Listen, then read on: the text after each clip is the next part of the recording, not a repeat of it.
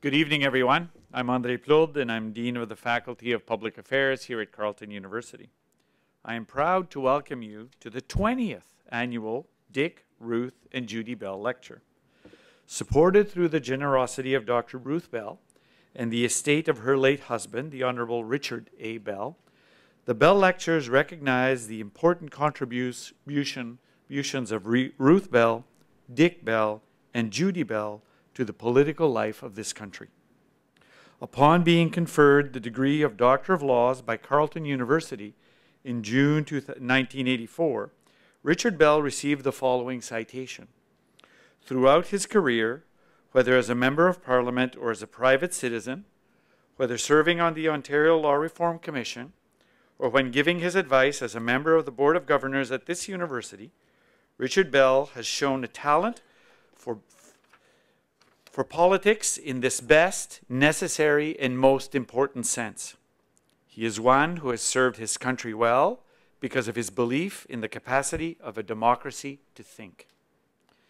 His wife, Dr. Ruth Bell, who has also received an honorary doctorate at the same convocation, has similarly served our country. Through this public lecture series that promotes rational thought on the political issues of the day, we recognize their joint service. And with Judy Bell's untimely death in 2000, it is more than appropriate that this lecture series be known as the Dick, Ruth, and Judy Bell Lecture on Public Policy. The daughter of Dick Bell, Judy followed in her father's footsteps in many respects. After being called to the Bar of Ontario, she practiced law with the firm of Bell Baker. She was appointed to the Supreme Court of Ontario in 1986. Judy was also very active in the community. She served, as had her father, on the Board of Governors of our university and as president of the Ottawa Civic Hospital Board. She was also particularly committed to the opening of the legal profession to women. We are delighted that Dr. Ruth Bell is here with us tonight. Her accomplishments and awards are many and impressive. She has been inducted into the Trinity College Honor Society at the University of Toronto. She has received the Governor General's Award in commemoration of the Persons case. In 2007, she was honored at the YWCA Woman of Distinction Awards with a Lifetime Achievement Award. That same year, Dr. Bell established the Honorable Dick and Ruth Bell Chair for the study of Canadian parliamentary democracy here at Carleton. This created a prestigious new academic position in the Department of Political Science and thus opportunity for dedicated teaching and research into Canada's dynamic democratic system. In 2004, she published her memoirs entitled Be a Nice Girl, A Woman's Journey in the 20th Century. For her generosity, commitment, and dedication to the advancement of Carleton University and its values, Dr. Bell received Carleton's highest non-academic honor, the Founders Award, at convocation ceremonies in June 2010. In May of 2009, Dr. Bell was honored with the degree of Doctor of Sacred Letters from her alma mater, Trinity College, for her lifelong dedication to public service, education, and family, with an emphasis on the status of women. As you will see by reading the program notes, these are but a few of Dr. Bell's achievements. They are testimony to the contributions she has made and continues to make to public debate. Please join with me now in acknowledging her contributions to Carleton University and the larger community.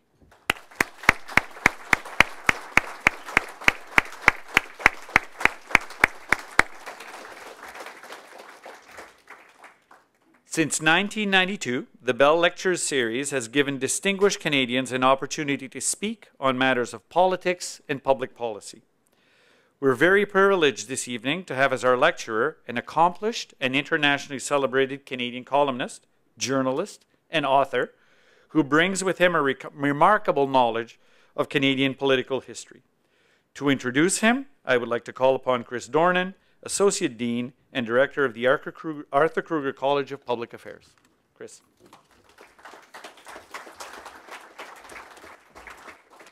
Thank you very much, Andre. Thank you, everybody, for coming. It's my privilege this evening to introduce one of this country's most thoughtful, astute, and perceptive observers, a wry and eloquent commentator on our political affairs, a journalist who brings an informed and original analytical eye to bear on unfolding events, and so invites us to see our own circumstances in ways that otherwise might never have occurred to us, and a historian whose mission is not only to explain the past, but in doing so to illuminate the present.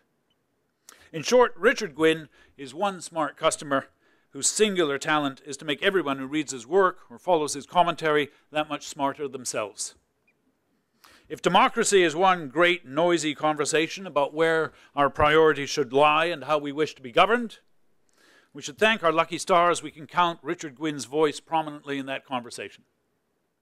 Always measured, but never equivocal, passionate without being hyperventilated, motivated by ideas, not by ideology, simultaneously serious, charming, and amused, he is quite simply a superb political writer, if only more of our politicians emulated his example. He came to this country from Britain as a young man and began his career covering Parliament for United Press International, then for Maclean Hunter, then for Time magazine. Unusual for a journalist in English Canada, he also knows what it's like to serve in the senior echelons of government. In the late 1960s, he was recruited as executive assistant to Eric Kieran's, the Minister of Communication, and then he went on to serve as Director General of that department. In 1973, he left government and joined the Toronto Star, where he served as National Affairs and then International Affairs columnist, and for which he still writes prominently and regularly. His books include The 49th Paradox, a reflection on Canada's place in North America, and The Northern Magus, a definitive study of Pierre Elliott Trudeau that might be profitably reread in the ranks of the Liberal Party today, now that the name seems to be back in the news. Most recently, he published The Nation Maker, the second volume of a sweeping biography of John A. Macdonald. The book is subtitled His Life, Our Times, and that is very much the thrust of what he intends to talk about this evening. Ladies and gentlemen, Richard Gwyn.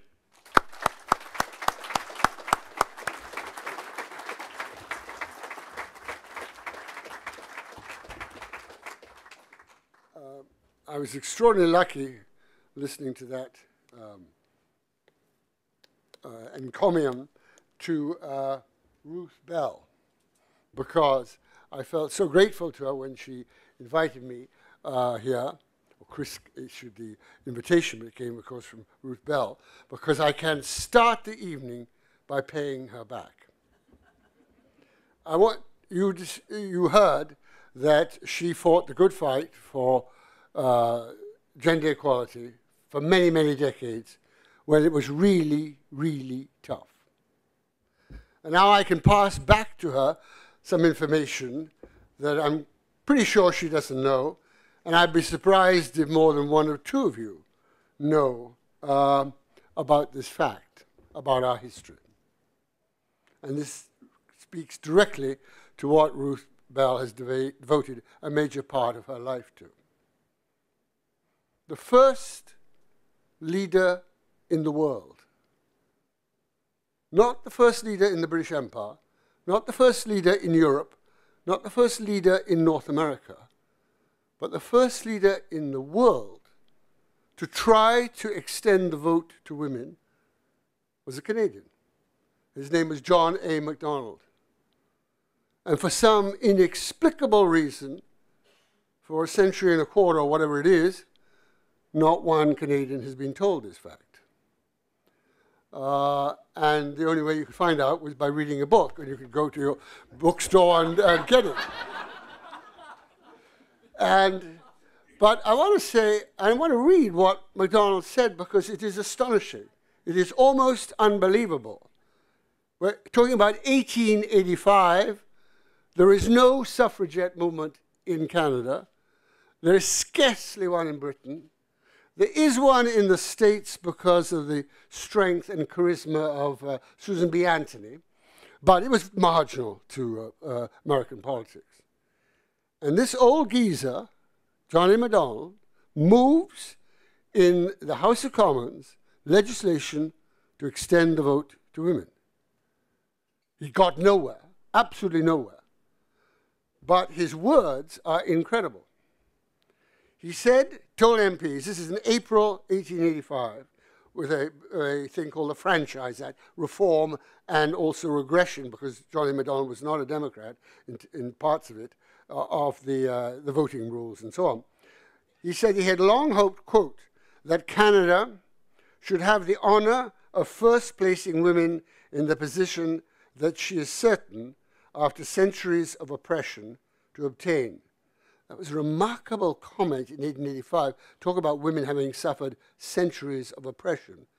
Very few women would have thought of that in those days. They accepted their lot as the way life was.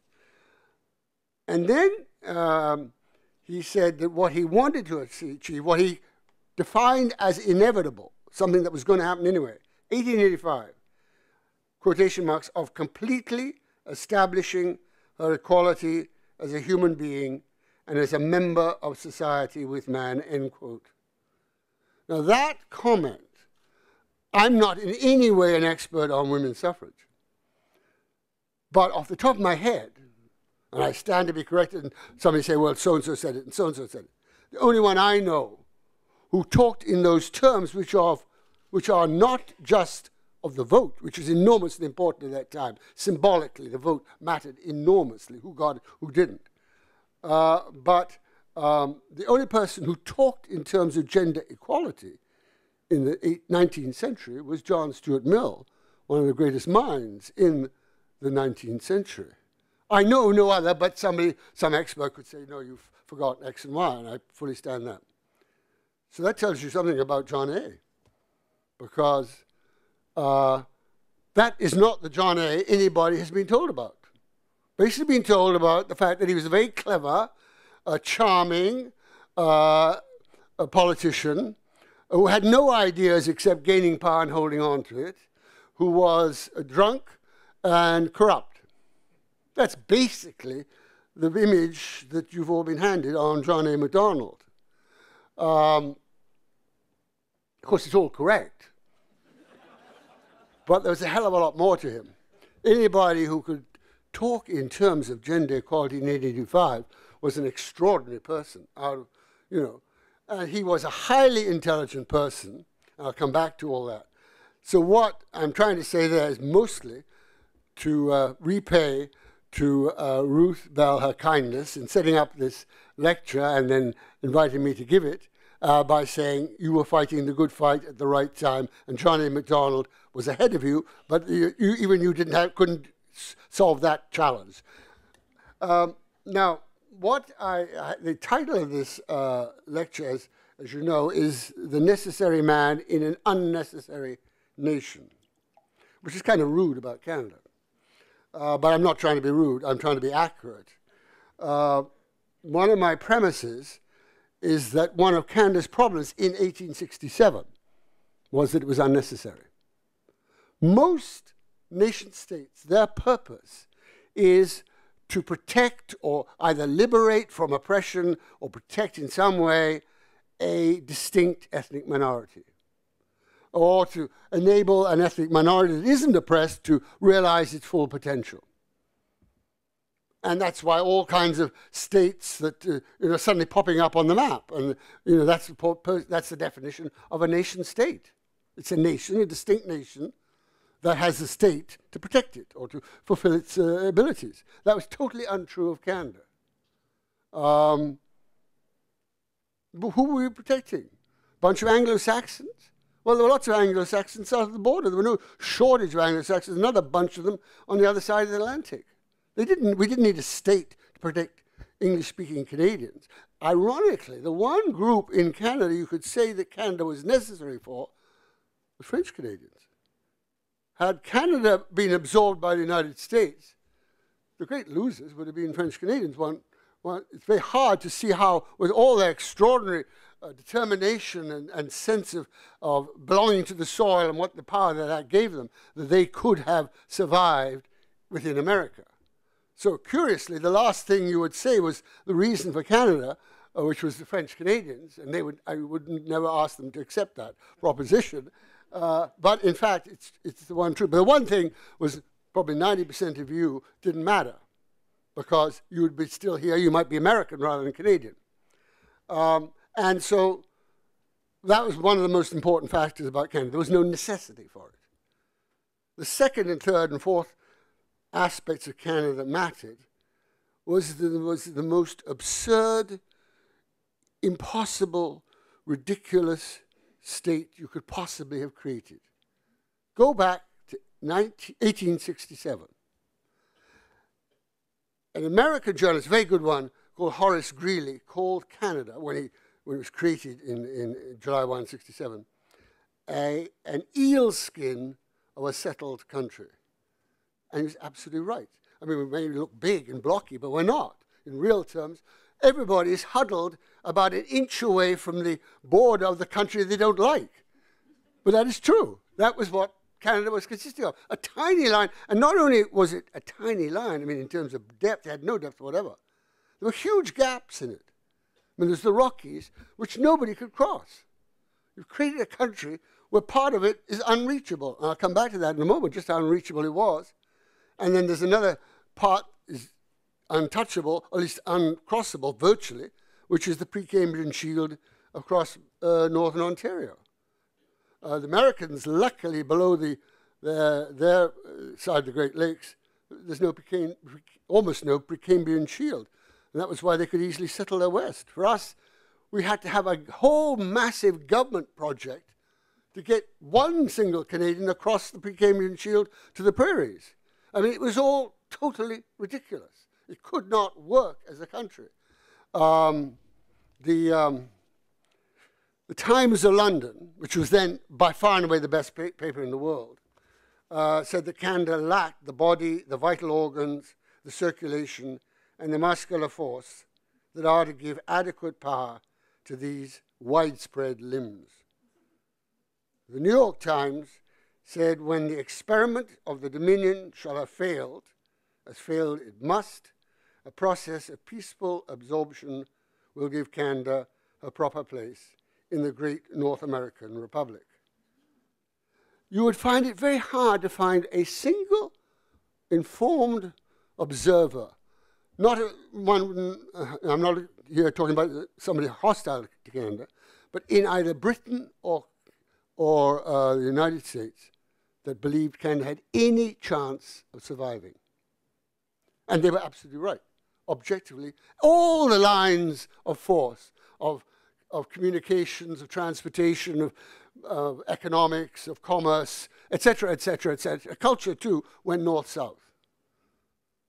There was absolutely no reason to believe that this country could survive.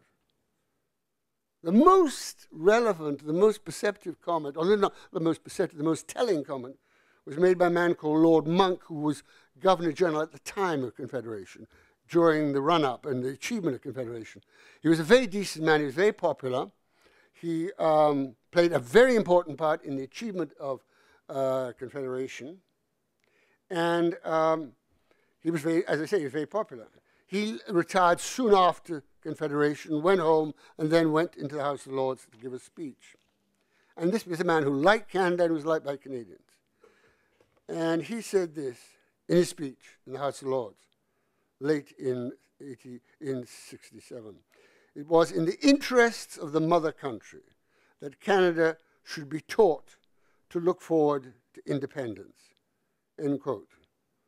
What he meant was that Canada should be taught to drop its ties to Britain, which everybody who was an observer knew meant the end of Canada, that without Britain, Canada could not survive alongside this gigantic, powerful, immensely dynamic society of the United States. And that was an invitation for Canada to go from Dominion status to disappearing. And the reason why he said that was that Britain could not afford Canada anymore, because Britain had troops stationed in Canada, and there was always a risk when you have troops on either side of the border, particularly a border that didn't exist, such as ours, that there would be an incident which would escalate and somebody would be killed, and that would escalate and suddenly become a matter of honor. And at that point you have war. And Britain could not afford a war, a second 1812, because suddenly the map of Europe had transformed totally by the rise of Germany, led by Bismarck. And suddenly that was the power in Europe, and Britain needed all its troops that he had next door to Europe. And anybody, as I said, who was a reasonable observer would have said she was a goner, and they would have been right, except they were wrong. And it's one of the most amazing political stories, because there was no need for this country, as I argued, in the sense of protecting a defined distinct ethnic group, and there was no way this country could survive. By the way, I forgot to mention the most vivid example of how impossible a country this is. Imagine yourselves a senior civil servant in Ottawa. Prime Minister, soon after July 1, comes to you and says, I want you to go to British Columbia. We hope to add it to the Confederation fairly shortly. I want you to go out there and spend about 2 months there, seeing all the important people in the business world and in the government. It was a colonial government, of course, in any other fields, or journalism, whatever, and business, of course, and sound out them on their attitudes towards joining Canada, and come back here, and then the Prime Minister, named John A. Macdonald, would say, that should take you, including spending 2 months there, about 3 months altogether, your mission. And you would go away and study this, and you'd come back to Macdonald and say, when you said 3 months, it'll take me twice that to get to British Columbia. Do you know how you got to British Columbia from Ottawa in July 67? You took a riverboat to Montreal. In Montreal, you found a boat which was difficult, that was going down to Halifax. There was no trade, for practical purposes, between the Maritimes and Canada before Confederation. You're now in Halifax, and you find a boat not too hard to take you to Boston, another one to go from Boston to New York, another one to go from New York to Charleston. At this point, you are far further from British Columbia than you were when you started. And your real work has just started. How on earth do you find boats to go southward from Charleston, across the Caribbean, then down the coastline, the Atlantic coastline of South America, to the Horn, the roughest water in the world? And then you find other boats that, for some bizarre reason, want to go up the coast, the Pacific coast of North America. Or South America, I'm sorry. And then along Mexico. And not until you reach San Francisco was there a reasonable chance of finding within a couple of weeks a boat that was going to Victoria. 6 months? I mean, and the idea, that's to get there, and then 6 months to get back again and say, now, sir, here's my notes, you know. That is the most ridiculous country you could imagine. And yet it worked. And for two reasons. One, bizarrely and ridiculously, almost all Canadians did not want to become Americans. What was ridiculous about it was that they were making themselves poorer. The door was wide open. And many Canadians, of course, did move southwards and get jobs. But if you wanted to improve yourselves collectively, join the United States. It was incomparably richer, incomparably more dynamic, incomparably further developed. After the Civil War, an incredible burst of energy took over the United States. And what we think of as today's United States started after the Civil War. They were doing incredible things. In Chicago, they were building things called skyscrapers that went 12 and 14 stories high. Nothing like that since the pyramids. And there weren't people living in the pyramids. It was an extraordinary, energetic, dynamic society. And every Canadian could have become richer and had a more interesting life and better opportunities by becoming an American. And yet, stubbornly, and this was the one thing that you could find that Canadians agreed on. French Canadians, English Canadians, Aboriginal Canadians. didn't want to become Americans. And let me just add a word about the last, the Aboriginal. One of the biggest changes in Canada has been in Canadian attitudes toward Aboriginals, which you might call political attitudes toward Aboriginals, in the 19th century and today. In the 19th century, Canadians were immensely proud of their Indian policy. And we were absolutely right to be. We had an amazing aspect to our policy. We didn't kill Indians. I use the word Indians because that was the word which was used then. Obviously today we use the word Aboriginal.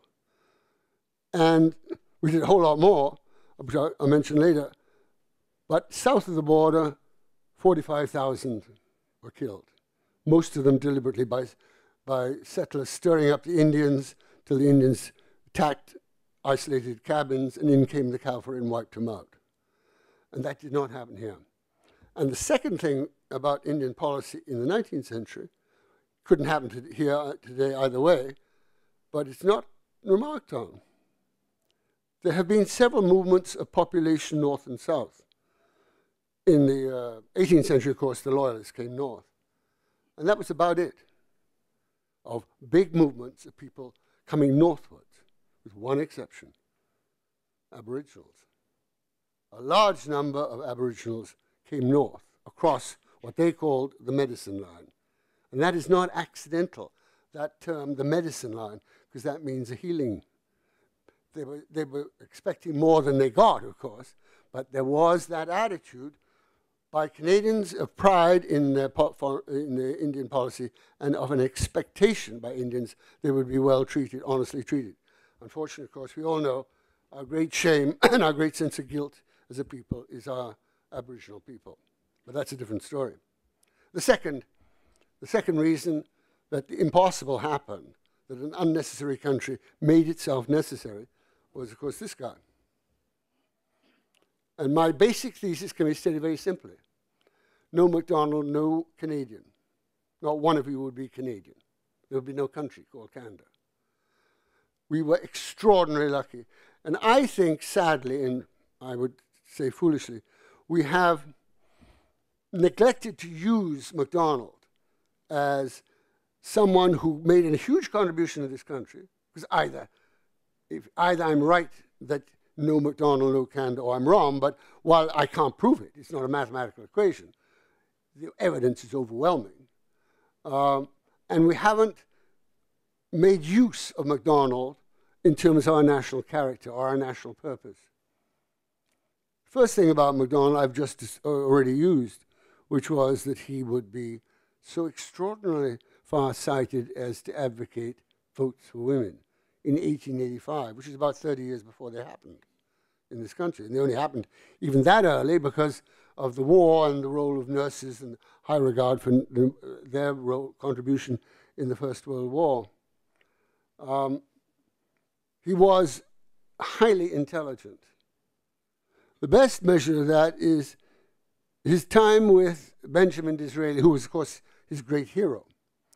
And they only met once, because always one or other was out of power when the other was in. 1879, they are both prime minister. Macdonald goes to England. He meets with Benjamin Disraeli, who invites him to his country house, Hughenden, north of London. Two of them dine together alone, and then go into the library and sip away at wine. I think Benjamin Disraeli was quite hungover the next day. And they went away and they talked and talked and talked into the early hours of the morning. And you know what the principal subject that they talked about? It was recorded, not, because Macdonald would have told him a day or two later, by Macdonald's secretary, his personal secretary, Sir Joseph Pope. It was, quote, the philosophers and poets of Greece and Rome. Now, you have to be bloody bright to engage in the discussion of the poets and philosophers of Greece and Rome with Benjamin Disraeli. You couldn't fake it. And that is a measure of Macdonald's intelligence and his aptitude of reading. He, by the way, he's very widely read. He didn't just read the obvious things, the biographies, the histories, that kind of stuff. He read a lot of novels. He's a great fan of Trollope. He read plays, Shakespeare, of course, Sheridan, He read travel journals and so on. He read works of philosophy. The other thing about Macdonald is that he was probably, you could put him in contention for the ablest democratic leader in the entire 19th century. I put him up there with Abraham Lincoln and Benjamin Disraeli. But in one sense, Macdonald was abler than those two extraordinary individuals. And that was that he had to do it almost alone. He was in a backward, underdeveloped provincial colony. Britain was, with France, the most advanced, sophisticated society in the world. The United States was raw, but it was developing fast. And it had a great, great city in New York. So that they had advisors or people who could talk to them, argue with them, and so on. Macdonald wasn't entirely alone. I mean, there were able people. Principal George Monroe Grant of Queens, who was a good friend of Macdonald's, was a very useful and very intelligent man. So there were able people. But Macdonald had to do an extraordinary amount by himself. The simplest thing, which today we take as obvious as breathing, which is creating, this is what he did for after July 167, create a cabinet that represented the nation. Now, to us, the notion of not doing that is bizarre and destructive of national unity and all the rest of it. But there was no role model anywhere of not picking your best people, that is your best, brightest, and so on, but instead making sure you had all the groups represented. And Macdonald, to bring about a balanced cabinet, had to leave out D'Arcy McGee, because he would have been one Anglophone minister from Quebec too many. And he had to leave out Charles Tupper, former Premier of Nova Scotia, who played a vital part in bringing Nova Scotia into the Confederation. Because with Tupper, there would have been two Protestants and no Catholic minister from Nova Scotia. And he understood this and did this juggling act just naturally.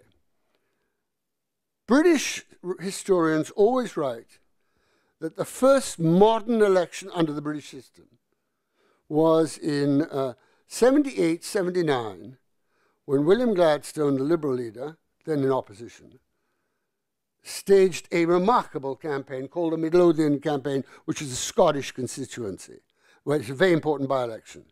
And he went on to win the subsequent general election. But what he did was reach out to ordinary people. Now, you may think this is ridiculous. I mean, this is democracy. Of course you reach out. No, you didn't. MPs just produced a manifesto and said, I believe in this and I'm going to do that. They wouldn't go out and waste their time with ordinary people. The thing we did with ordinary people is bribe them. But you didn't bother to actually engage the ordinary people. He initiated a series of whistle-stop tours through the riding, through the constituency. And he delivered a series of connected speeches of a kind that had never been done before, all on the theme of what could be called the world's first humanitarian foreign policy. It was a very impressive effort by William Gladstone. Except all those British historians are wrong. John A. Macdonald did exactly the same thing between 76 and 78. He invented a new technique called political picnics. And the Conservative ladies in a riding would cook up a storm of tarts and pies and all the rest of it. And there would be beer and wine, not wine, but lemonade and all that. And anybody could come. You didn't have to be a Conservative supporter. And people just moved around, had free beer and free food. And then up would get John A. Macdonald. And of course, he was one of the funny, he's really the only funny prime minister we've had. I mean, of course, Trudeau could be bloody witty, very fast. But you always had the feeling with Trudeau that he was out to impress people, send out a message, I'm the smartest guy in the room, which he, of course, was. But John A. Macdonald never bothered to do that. He would actually out to entertain. Now, you've got to be prepared to be shocked. And I hate to tell you to be shocked, but you're prepared to be shocked. His best line, it is fantastic, when he had destroyed his career totally. He had his whole career, he'd been Prime Minister and so on, and he now destroyed it. It was an all-candidates meeting in Ontario, of course. He's no riding. I'm not sure which one it was, because he wasn't always in Kingston. And he'd been drinking. And his opponent was speaking. And John A. Macdonald, at the back of the stage, vomit. That is the worst thing you could possibly do. You have insulted your audience in the most unspeakable way. You are dead. Finito. No more political future. What does John A. do? He gets himself up and he says, I am terribly sorry. I don't know why it is, but whenever my opponent speaks, I lose my stomach.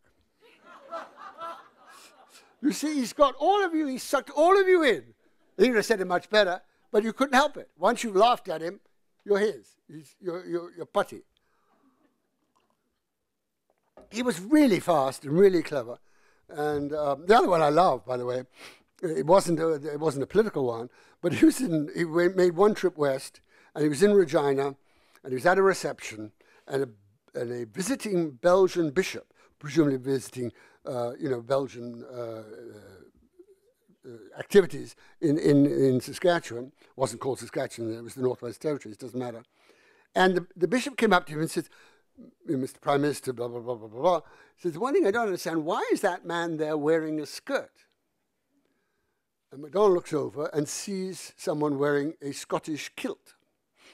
So he says to the bishop, Your Grace, it is the custom in many communities when an important man comes into town for the men to take off their hats. In this community, it is the custom for the men to take off their trousers. He was bloody funny. He was great. He was extraordinarily modern. This was the time of high rhetoric. 1 hour, 2 hour speeches. Nothing remarkable about it. He never spoke for more than 20 minutes, with about 3 or 4 exceptions. But when he was trying to defend himself, and he went down anyway, he gave a great speech for the CPR scandal, that kind of thing. But he spoke for 20 minutes, as if he could prefigure the television era. He never spoke, he didn't go in for eloquence. He spoke colloquially. He was conversing with his audience. He wasn't talking at his audience.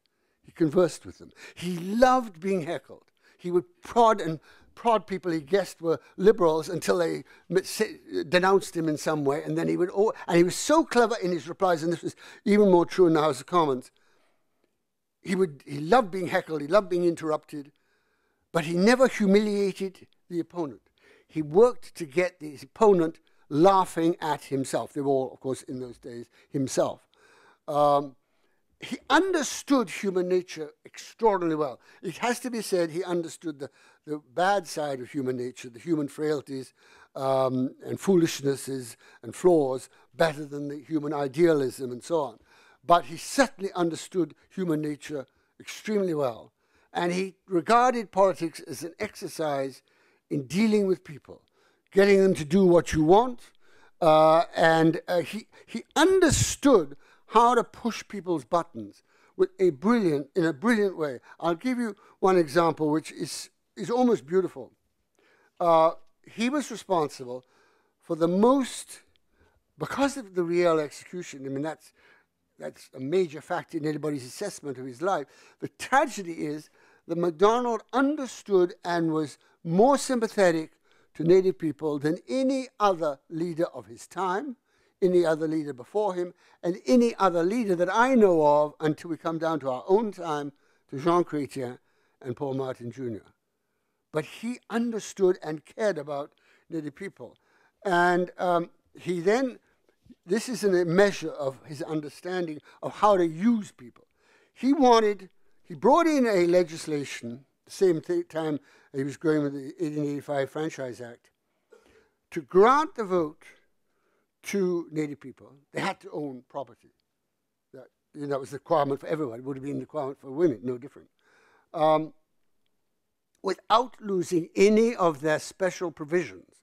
I don't call them privileges, provisions, under either the Indian Act or the treaties. The extraordinary thing about that was he was offering the franchise to Native people in a way that advantaged them over what I'll call the whites, which is the word that would have been used then.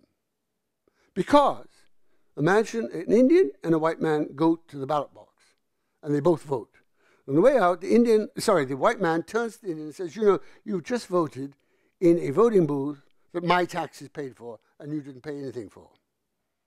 How on earth do you sell that to people who at that time had no sense of guilt about our treatment of Native people, and who were not in any way politically correct? I mean, people said brutal things openly. And this extraordinary, here's what he argued in the House of Commons.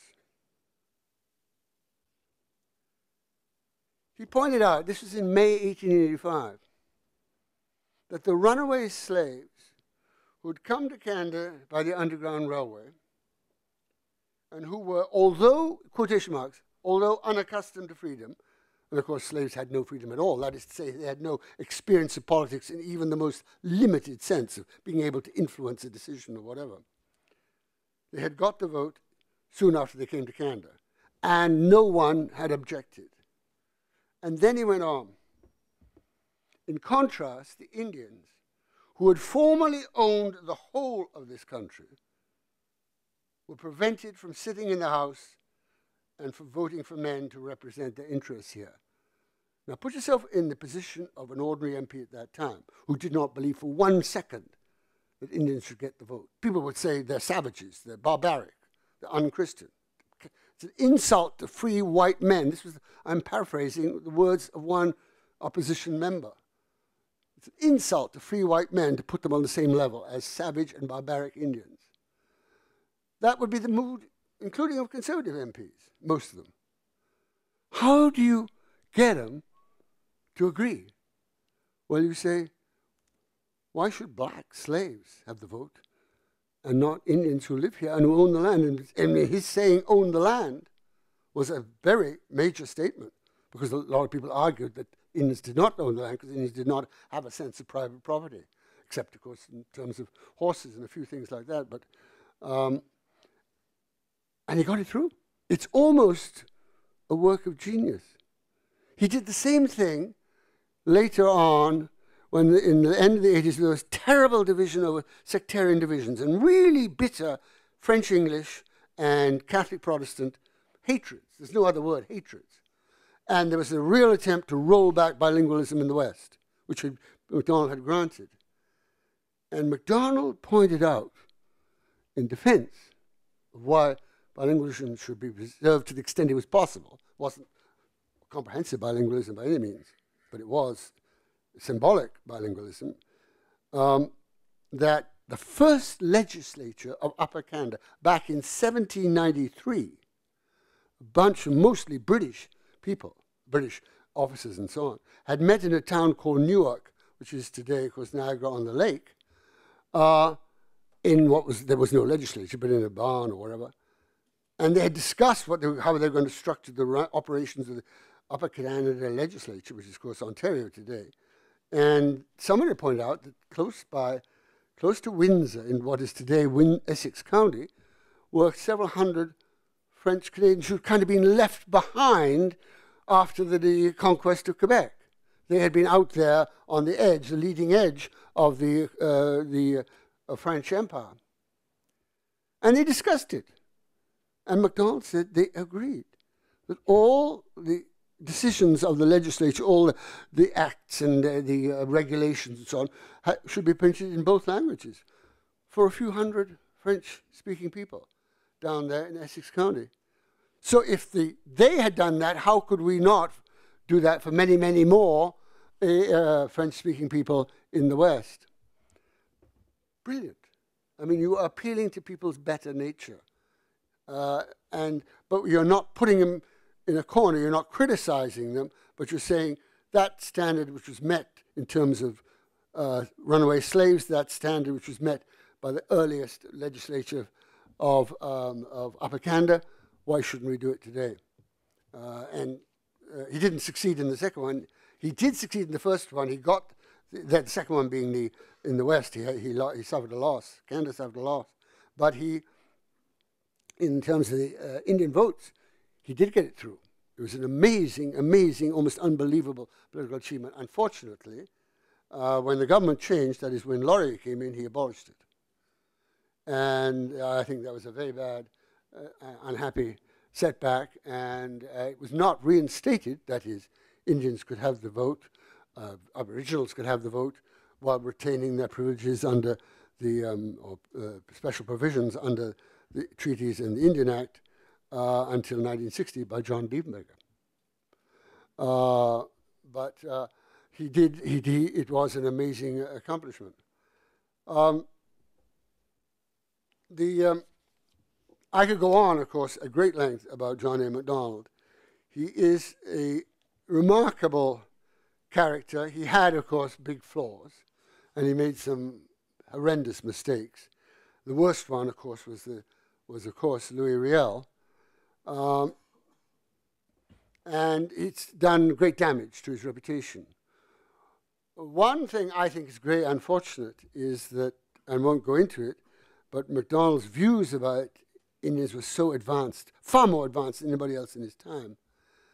But what I think, which really angers me, is that the worst thing he ever said has been so often quoted, which is, as the time shortened for the execution of Riel and the opposition in Quebec rose, when he said, Riel shall hang, although every dog in Quebec bark in his favor. And it's an appalling, coarse, vengeful statement, except there's not a scrap of evidence that he ever said it. And yet, and I have to say this, I'm speaking at university, a succession of academic historians have given that, quote, authority by using it. One I know was recently a book that was published a year ago, or 2 years ago. There is not a scrap of evidence that a single scholar would take seriously. What it comes from is a book published 25 years later, not by a professional historian, I think a very slim memoir, in which the author, a man called George Parkin, says that someone said to him, that Macdonald had said to him, no date, no occasion, nobody present, no record or anything, had said, Quebec shall hang, Riel shall hang, although every dog in Quebec bark in his favor. That is a joke of evidence. Not a single scholar, as I said, would take it seriously. It's like someone, if you overhear by habit someone saying to themselves about somebody in the office who bugs them, if someone goes on, I'll kill him. And you then rush to the phone and phone the police and say there's a death threat. It's of that order of irrelevance. Actually, I do think he said it. And I think I know he said it too. I'm pretty sure I know he said it too.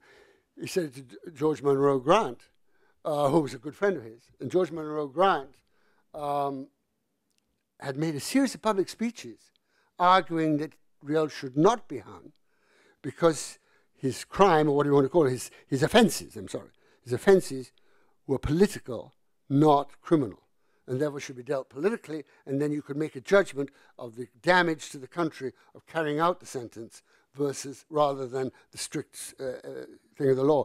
And I'm certain that what happened was Monroe Grant, who made these public speeches, went to see Macdonald.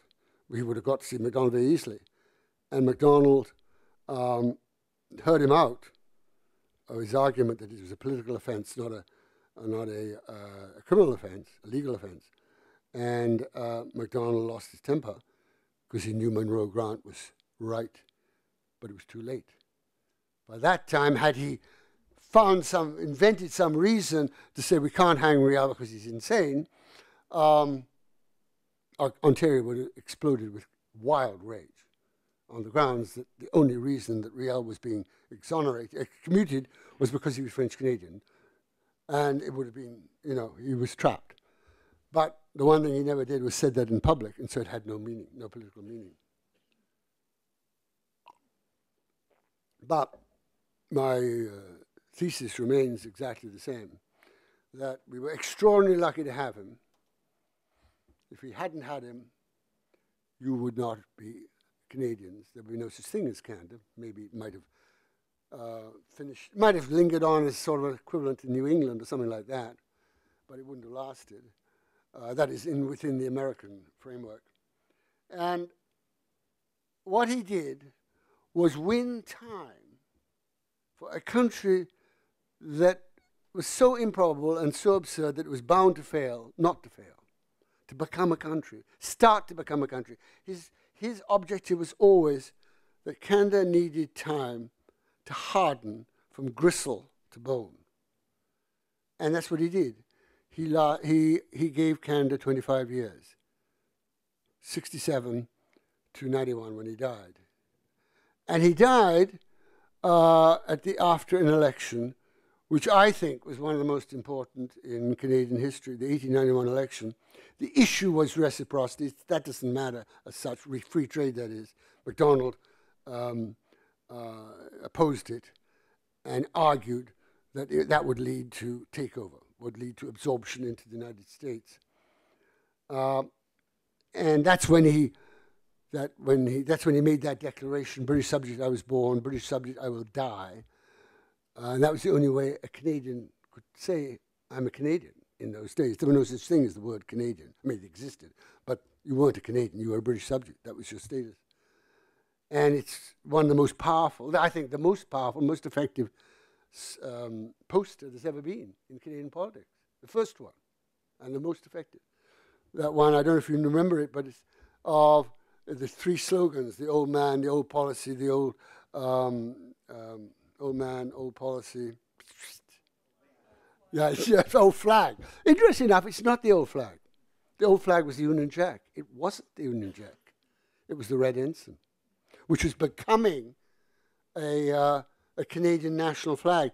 And Macdonald kind of slipped it into that poster. He was so cunning. But the most amazing thing about that election, and why I regard it as the most important in Canadian politics, is because Canadians voted against their interests. The Canadians were then enduring what a very fine historian, James Careless, has called Canada's age of failure. We came closer to being a failed state then than we ever have before or since. It was the era of the Long Depression, which went on for 25 years. Everybody knows about the Great Depression. The Long Depression has disappeared into history, but it went on for 25 years. Not as bad as the Great Depression, but far longer. During that, Canada was worse off than it has ever been, because all the immigrants we wanted to fill up the West went south, as any one of you would have done if you'd had the choice. 1 million Canadians, 1 in 5, went south because there were jobs, there was economic activity. Actually, our out-migration, proportionately, was higher than that of Ireland during the Great Famine. It's not a fair comparison because a lot of Irish died of starvation. 1 million died of starvation. And many Irish didn't migrate because they moved to another part of Great Britain, but they were still in their own country, so they weren't migrants in the normal sense of the word. But it was comparable to the loss of the hemorrhage of people from Canada in those years, was in the last 2 decades, of Macdonald's term, was comparable to that of Ireland. And and while this was going on, the United States, although it was in trouble, although it was in pain, was far, far better off in all the way. And yet Macdonald managed to persuade people not to vote for their own interests, because reciprocity, undoubtedly, it was widely assumed, taken for granted, and probably correctly. I'm not questioning that. There would have been painful transition, but I'm not questioning the value of free trade, would have benefited them. But he persuaded them to say no. And what they were saying no to was the chance, the risk, that they would be absorbed into the United States. And in fact, Macdonald, objectively, it is certain Macdonald was correct.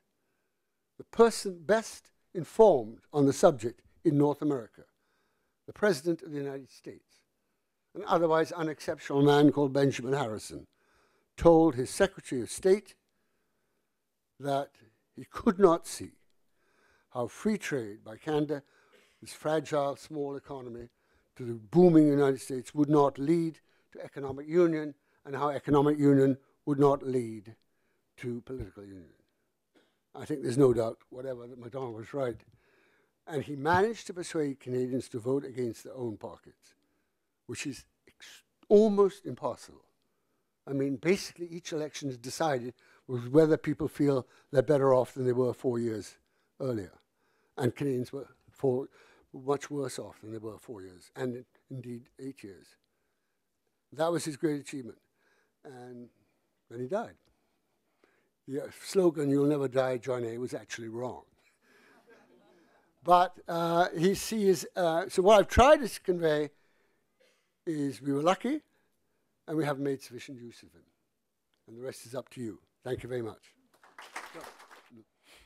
How should we make use of him?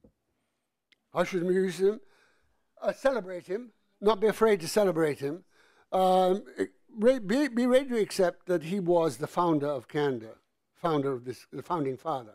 In typically Canadian way, we want to kind of give it to everybody. Well, the fact is, the others in Confederation, which were Georges-Étienne Cartier and George Brown, were enormously important. But only Macdonald could have pulled off a union which most Canadians did not want. The best example of how difficult it was to achieve Confederation is what happened immediately after Confederation. There were only two new provinces, New Brunswick and Nova Scotia. Nova Scotia was much the more important, more developed, larger, the base for the Royal Navy's West Atlantic Squadron, and it had coal in Cape Breton, which was very important because of, railways and steamships. That fall, there was a federal election and there were first ever provincial elections. In Nova Scotia, add the federal and provincial seats, you got 55. This was in the fall of '67. After the votes were counted, 52 of 55 seats had been won by anti-Confederates, committed to taking Nova Scotia right out of the Confederation that entered 4 months earlier. It's amazing that Macdonald said, this is not a serious country. Canadians are not as serious people, to hell with them. And had gone off and earned a lot of money as a lawyer, which is what he could have done. And said he stuck to it. But that is a good, both a good measure of how fragile a country we were and a good measure of what the difference he could make. You can look at Macdonald and say, and there was one comment in one review I really liked, was by Paul Wells in Maclean's, when he says that this is a perfect prescription how to run Canada in the 21st century. I mean, he understood that Macdonald understood how you make all these horses going off in different directions, and some of the horses are donkeys and some are camels and all the rest of it. I mean, I'm talking about our provinces.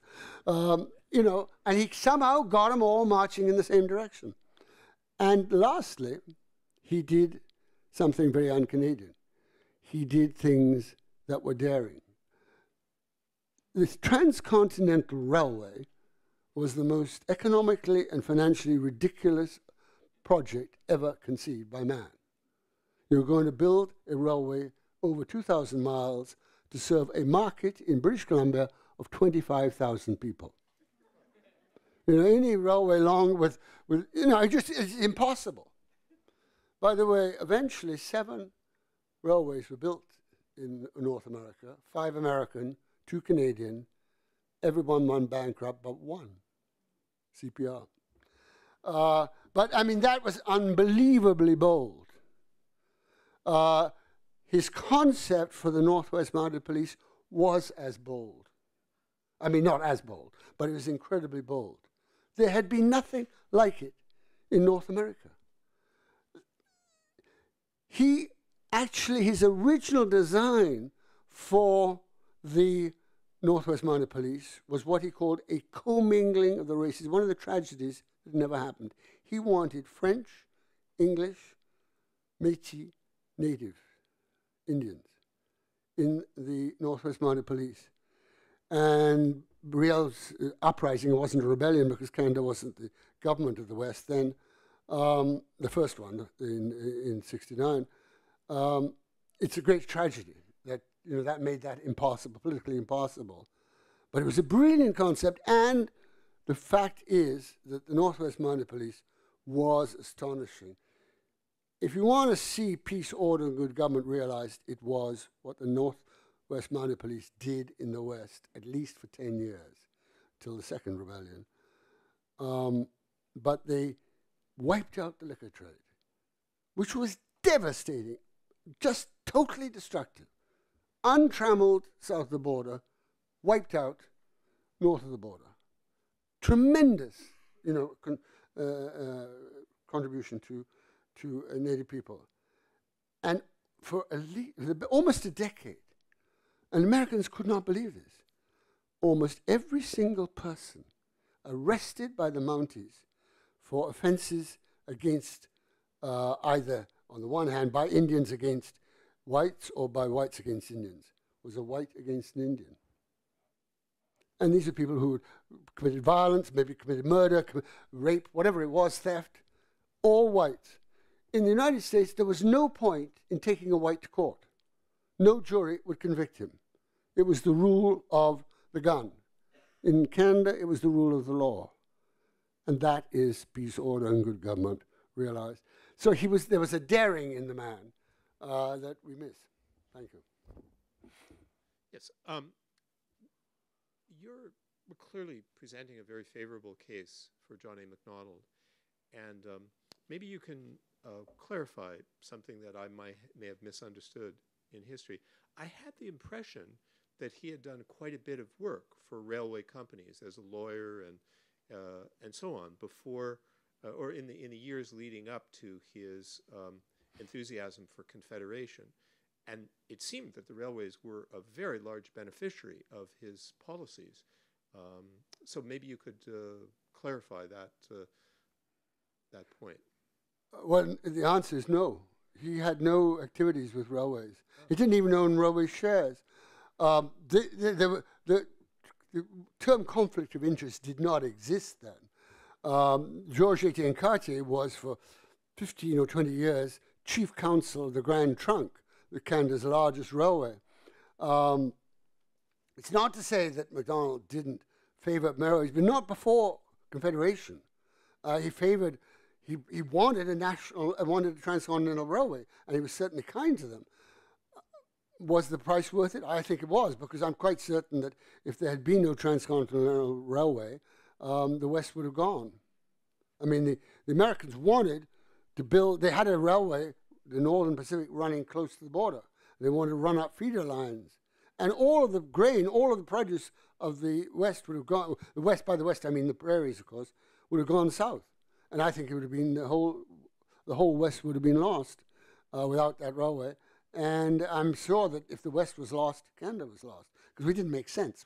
We're not a sea to sea. We're a sea to the Great Lakes. Well, it doesn't work, psychologically. But no, he was not. For some reason, it's surprising. He did gamble in land, not very well. He wasn't that good with money, actually. But he didn't. He just was not involved with railways. Hi there. Thank you very much for your presentation. I just wanted to know if you could speak a little bit more about Macdonald's more nationalist, arguably more anti-American sentiment, because you compare yourself by what you don't want to be, as you said. And a lot of us know that the loyalists and so forth were reacting against the revolutionary tradition, the fear of the mob, and all of these different components. And arguably, from Macdonald's perspective, that fealty to the crown would allow for a more pluralist outcome and so forth. But I'm more particularly curious as to how Macdonald would carry through a much longer period of time and still maintain that fealty to the crown was viable when the economic condition is quite tenuous. Can you speak a bit more about politically how he would bring that forward to engender that view? It's a very interesting subject why we were so anti-American, but we were anti-American. And by the way, the Americans were the same way for quite a while. They were artificially anti-British, long after Britain was not really a threat. but they needed an enemy to forge themselves into a nation. And instinctively, we were following the American example, as it were, but it was more extreme in ourselves, and we needed to retain our anti-Americanism for much, much longer. And of course, really, you could say that Canadians have always been absolutely certain of our moral superiority to Americans. And that is true. We are morally superior, there's no question about it. The problem is that the way we are morally superior changes and turns around totally at times. For a long time after Confederation, Canadians were convinced, among the many reasons we were morally superior, was because we were more religious than them. And in fact, church-going in Canada was higher than in the States until the end of the 1950s. There was a time also when we were morally superior to Americans because we were more militarist than them. We had gone into 2 world wars on day one. They had waited, and so on. So these are among the many reasons when we were morally superior, and they changed. It's very interesting. The Macdonald, there was a factor which is easy to now to neglect. Britain was the greatest empire since Rome. This funny little damp offshore island ran a quarter of the world, And so it was natural for us to feel that anything else was a step down, And Britain had this history, and London was a fantastic city, and New York was coming along, but there wasn't that kind of richness there. So it was less unnatural than it seems to us today, because obviously the United States is the power, blah, blah, blah. But then there was a sense, that why give up the special qualities? What we didn't, and you touched on this, you're quite right, the price we were paying for this was comparative poverty. The American system was incomparably more efficient than ours and successful. That's changed. That's a real flip in the last few years. And that's had an enormous effect upon our values. At least not our values, but our attitude. We're better than the Americans. We're better at economy than they are. Partly that's because we have more rocks to sell than they do. But anyway. But Macdonald was fixated. He definitely was anti-American, no question about it. But I think one reason was that anti-Americanism was how you created a nation. And where he has been misjudged, he's thought of as a kind of cap-doffing colonial to Britain, genuflecting on a bended knee and all that. He liked Britain, loved going there and all the rest of it, because it was sophisticated, and there were theatres he could go to in London and all the rest of it. But he fought the British very, very hard on a series of things. He did not in any way put Canada's interests second. And, the British, for instance, kept on wanting assurances that Canada would send troops if Britain was in trouble. And he made a firm line. If Britain was in trouble at home, Canada would come to its support. If Britain was in trouble in other countries, that was its problem, if it got into colonial wars. And he never sent troops to help the British in the colonial war. The one that, of course, there was none of the emotional content of South Africa during his term, and that was a challenge that Laurier had to face. There was tremendous demand in Canada for Canadian troops to go. But Macdonald never, and the closest equivalent was Sudan when the fall of Khartoum and so on. And Gordon was, General Gordon was killed there. And there was tremendous clamor for Canadian troops to be sent. He never sent any.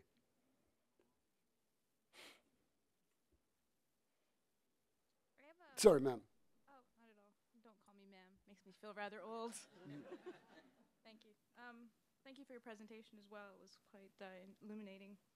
I was wondering if you could comment, based on your extensive study of his life, and whether you're comfortable articulating this or not, but how do you think he himself would have characterized his greatest success and or failure in his career? Oh, I think that clearly he would regard the CPR stretching a transcontinental line across that immensity of first the Precambrian Shield right across northern Ontario, second through the Rockies, and the highest and worst parts of the Rockies. which was an amazing feat. And to do that with so few immigrants coming to provide, revenue for the thing, it was an amazing accomplishment. It really was. And so I think there's no doubt that he would regard that as his greatest achievement. I don't know what he would have regarded as his greatest failure. He certainly didn't regard in his day Riel, as the execution of Riel, as a great failure. To him, Riel had committed treason. The punishment for treason was, the capital punishment, and it was a fair trial. It's been challenged, but in fact, Laurier said publicly he could see no reason to call it an unfair trial, and Riel's own defense counsels said they could see no justification to make an appeal on the basis of an unfair trial, as opposed to they made appeal on other issues. And so within the terms of the day, it was actually a reasonable trial. And by the way, this is just a side point, but it's the real Macdonald encounter is, of course, the great climactic drama in Canadian history. And it has many, many layers. But I think one of the most important layers, which is so hard for us to come to terms with, Riel had a choice, which was to plead insanity, which is what his lawyers wanted and did, or to demand to be judged on the basis of what he had done was a sane man, and therefore putting himself at direct risk of execution if he was found guilty. And he chose to the second. He chose to take the risk of being executed rather than security of claiming to be insane, which could have exempted him, could have saved his life. And he was right. And I think he was right because he won in the end. In the conflict between Macdonald and Riel, the winner in the end was Louis Riel. Riel's stature, not statue, is much higher in Canada. Riel is seen as a man who fought a beautiful battle, brave battle for a small people against impossible odds. And there's tremendous sympathy for him. And I think he had the virtue, or not the virtue, but the asset of understanding martyrdom, the power of martyrdom. And I think that came to him naturally because he was a Catholic, and he was a Francophone Catholic. And Francophone Catholics would have had a great sense of pride in the story of the Jesuit martyrs. They were an immense source of pride to people, to Quebecois at that time. And he was right. The martyr wins. And Riel did everything he could to prove that he was sane. And of course, the unbelievably complex and angst-ridden truth is he was insane and he was sane. And either you could legitimately claim either, but in the end, the only valid one is he was both. But anyway, that would be. I think Macdonald would never have said that. So I don't know what his great failure was, because he would have had the satisfaction in 1891, after the election, of knowing basically he'd won. But Canada had won enough time to harden from gristle to bone. So he hadn't had a terrible failure. So. This is in relation to what you just spoke of. How did Macdonald and those who he trusted most intimately, politically and personally, conclude would be the best defense for their decision to execute Louis Riel? Sorry, could you repeat that, because I missed some of it? I'm sorry. No. What did John A. Macdonald and those who he trusted most intimately with his politics conclude would be the best way to defend their decision to execute Louis Riel? How would they explain that publicly to the people of both Francophone and English origin? One of the tragedies for Macdonald was by then George Etienne Cartier was dead, had died almost 20 years earlier, 15 anyway. And the other ministers were weak. The other Francophone ministers were weak. And so they all stood by Macdonald. Now, if Cartier had said no, Macdonald couldn't have gone ahead. Cartier, who's a very strong person, could have just said, I'm leaving the government, and every Quebec member would have followed him.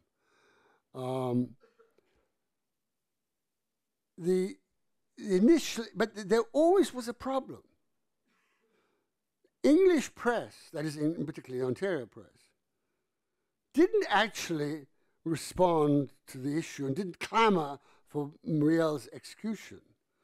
What happened was the Quebec press began to clamour for him not to be executed. And the English language papers then began to say, the only reason not to hang Riel is because he's French. And they were right. That was the basic defense. But nobody put it in those words. You can't put it in those words. You have to say Macdonald is being a brute and so on. But in the end, the simple fact was that Riel led a rebellion that caused about 100 deaths and a lot of damage. And that actually did a lot of harm to Native people, both Métis and Indian, but particularly Indian, which was grossly unfair because Indians were hardly involved. They did get involved, but in a very small way. And the law then was, now that kind of sense doesn't exist amongst us. First of all, we would never execute anybody for anything. And B, the idea of, betrayal of your country. I mean, you've got the Julian Assange case. How many people are worked up about him, being disloyal to his country? I mean, that kind of thing isn't an issue today. And it's very hard to project back to the circumstances of the time. But for Macdonald's case, as far as he was concerned, he committed a crime. He'd caused people's deaths. He'd broken faith and loyalty with the established government. The price was execution. He didn't stretch to defend the execution because he thought it was justified, and his French-Canadian members folded. Thank you very much, sir. Just a, No. Well, there's no evidence. The only evidence is not in the judicial process. There were appeals, one to the Manitoba Supreme Court, or Court of Appeal, I think it was, and one to the Privy Council in Britain, which had at that time, of course, the final say. It only came up in this question of whether whether Riel was sane enough, whatever he had been at the time of the rebellion, whether he was now sane enough to be hung. If he was not sane, you cannot hang an insane man. So he created a commission of 3 doctors, and he did fiddle with the evidence. That is, he pressured them to say, certainly one of them, to say that Riel was sane. The trouble was, as I said, honestly, you would say he was sane and insane. So, two. Can we have 2? Because they're 2. Right, yeah. in a slightly different vein, I was wondering if you would have any comment on the impact, if any, on Sir John's political career of Jamaicans Hewitt and Susan Agnes Bernard. Oh, those Jamaicans. His wife was Jamaican in that sense. She grew up in Jamaica. She had a very considerable effect on him. She was a very intelligent woman, and Lady Macdonald, and she was a very strong woman. She was kind of a Tartar as well. She expelled from the polite society one of Macdonald's ministers, who went on to become finance minister, on the grounds that he'd committed he behaved appallingly by marrying a divorced woman. And she ensured that he was excluded from all polite society. He was never invited to Government House. She could be very, very tough. She called another of his ministers, his ablest minister, a man called John Thompson, who, if he hadn't died, he became Prime Minister, might have changed the nature of the course of Canadian history. But he did the even worse thing. I mean, banging a divorced woman was bad enough, but he switched his faith. He was brought up a Presbyterian, married a Catholic, and converted to Catholicism. And she called him a pervert. And that was the term used. They were so innocent, the pervert was not applied to sexual oddities, or whatever you want to call them, but it was applied to someone who broke the faith of their fathers. And I think the first person to whom this term was applied was Cardinal Newman, when he left the Anglican Church and became a Catholic. But anyway, she called him a pervert. And she hated him. Yeah, well, Hewitt was I'm sorry, Hewitt was yours. He was his deputy minister at the time. He was an old fuss budget, actually. It was nothing like his sister. Sir John was, to the best of my knowledge, I don't know about Thompson, the last prime minister who was born outside of Canada, who came here shaped in part by his country of origin. And I'm wondering if you think that matters and what the impact was that our first prime minister was a Scot. That he was a Scot made a huge difference. I mean, Macdonald showed extraordinary understanding of francophones, Québécois. For his day, it was remarkable. And that's where came that magnificent phrase, treat them as a nation and they will behave as a free people usually do generously. Treat them as a faction and they will be factious. And he had extraordinary understanding of French Canadians, and he was signaled out by the greatest Quebec nationalist of the first half of the 20th century, Henri Bourassa, founder of Le Devoir, as the person who best understood and best applied the spirit of Confederation. It's about a higher compliment as an English-Canadian public figure could get. Some of that was because he was a Scot. Scots did not have any difficulties in their relationship with French Canadians. Scots, I don't think it's got anything to do with the romance of the old alliance and so on. I think Scots could see reflections of themselves. I mean, they were a small people, conquered by the English. They had their own school system, education system. They had their own legal system. And they had for a while their own language, which is dying out. But they could understand the sensitivities and fears of a minority, So that's where I think Macdonald's remarkable understanding and ability to get on with French Canadians had its source. So I think that is absolutely correct. On the fact he was I don't think in the times that he was there, the word immigrant and so on mattered much. I mean, there were so many people coming over from the British Isles and so on that, it was just kind of normal. And anyway, you were a British subject, and you were a Brit who was living in North America kind of thing, So that, I don't think that was a big deal. But you're right, there's been nobody since. And we don't have the rule that the Americans do. We ride the same way. That's it. Thank you very much.